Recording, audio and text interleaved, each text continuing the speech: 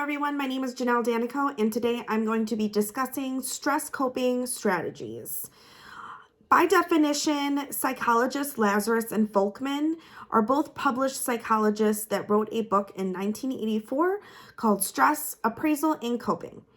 In their book, they define coping as a cognitive and behavioral effort to manage demands that the subject has determined to be stressful. So, statistically, cognitive efforts and behavioral effects are both included in this book. According to a study done by YouGov, 51% of adults who felt stress also reported feeling depressed, and 61% reported feeling anxious.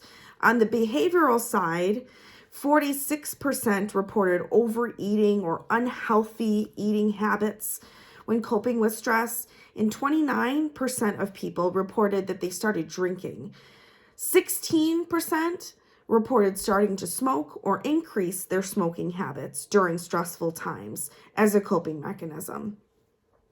So there are two types of coping styles.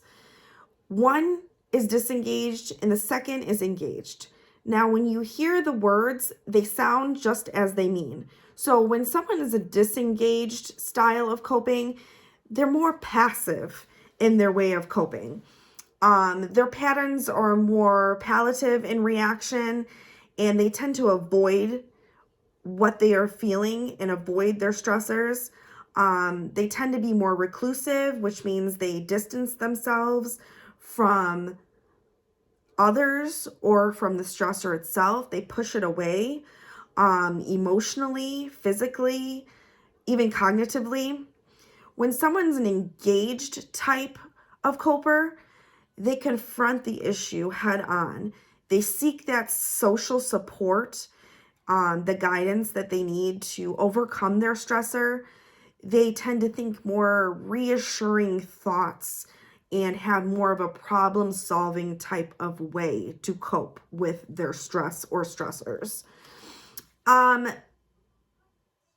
When dealing with coping strategies, I was able to identify 5 types of coping strategies that were used by many individuals. So we're going to touch base on those. So first and foremost, you have your problem-focused type of strategies. Now, this type is focusing on the issue, just like it sounds. You have a problem, you focus on that problem, and you focus on it head on rather than acting out, and you find a real solution to cope with that problem. Now, on the opposite of that, you have a more emotional or emotion-focused type. So with an emotional response to your stressor, it isn't always a bad thing. When you are able to express your emotions, it can be good. You can have a personal type of growth happen when you deal with an emotional focused type of strategy. So when I think of this, I think of like journaling or meditating or even therapy, talking through your emotions to cope with the things that cause you stress. It's in a release of your inner emotions that you feel. It's important, but it's not always a good thing to react with your emotions. You want to use your emotions to help yourself cope through. The third type of coping strategy I'm going to discuss is social support. So social support is you are seeking out guidance and aid in helping yourself cope through these issues. So I think medical professionals like counselors, advisors, mentors, confidants, even a close friend, anyone that can help you and guide you to decrease your stress. The next fourth and next coping strategy is religious coping. So it's a faith-based type of coping strategy. It is said to be a mix of social, problem, and emotional coping. So you use that faith-based and believe in a higher power to help guidance and help you aid in coping with your stressors. And lastly, um, it's called meaning making or cognitive reappraisal. This is seeing the positive in your situation rather than dwelling on the negative to solve your coping with stress. You are more optimistic. You're a glass half full type of coper. Realizing that the size of the stress or the stressor on a smaller level to the bigger plan and the bigger picture can help you cope better with your stress. Lazarus and Folkman also pointed out that there are coping models, and when they dug deeper into their book, they pointed out two of the types of coping strategies we just talked about, which the first one is problem focused and the second one is emotional focused.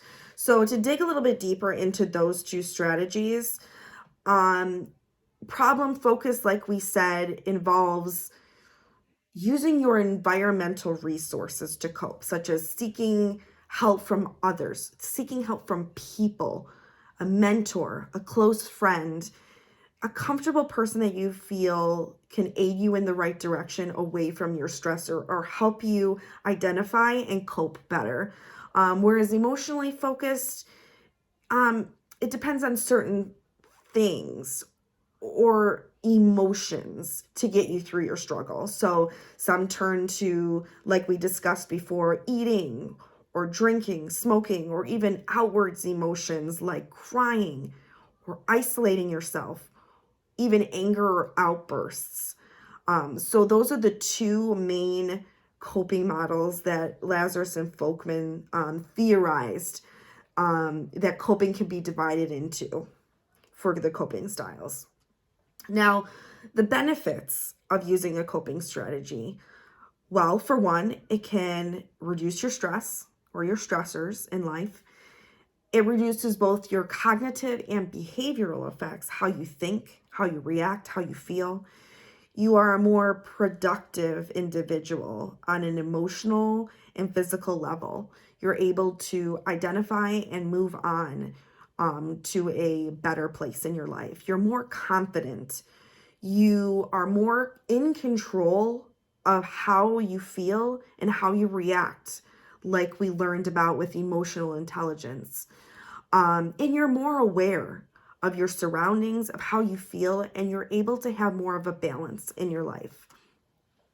So for today, the key takeaways that I spoke about is that coping is our own personal cognitive and behavioral efforts to overcoming our stress or stressors.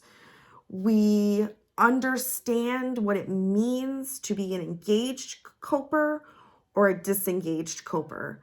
We learned that it can be divided into a problem solving or an emotional type of model.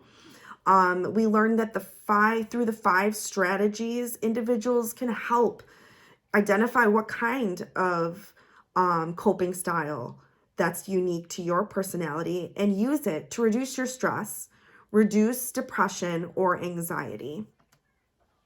So after discussing all of these topics, I'm going to ask you to ask yourself, how do you personally cope with stress? And is it effective? Does it help you? Which common coping strategy do you often turn to when you are stressed? Are you more emotional or are you more optimistic and problem solving? Another question I'm going to have you ask yourself is, which of the 5 types of coping strategies that I discussed best fits your coping style? And why? Why does it fit you the best? How does it help you be a more productive and effective person? And lastly, I'm going to ask you to ask yourself, which coping strategy do you believe, doesn't have to be that you are, but that you believe is the most effective way in managing your stress? Thanks for being with me today, and I hope this helped you learn how to cope and manage your stress. Thank you.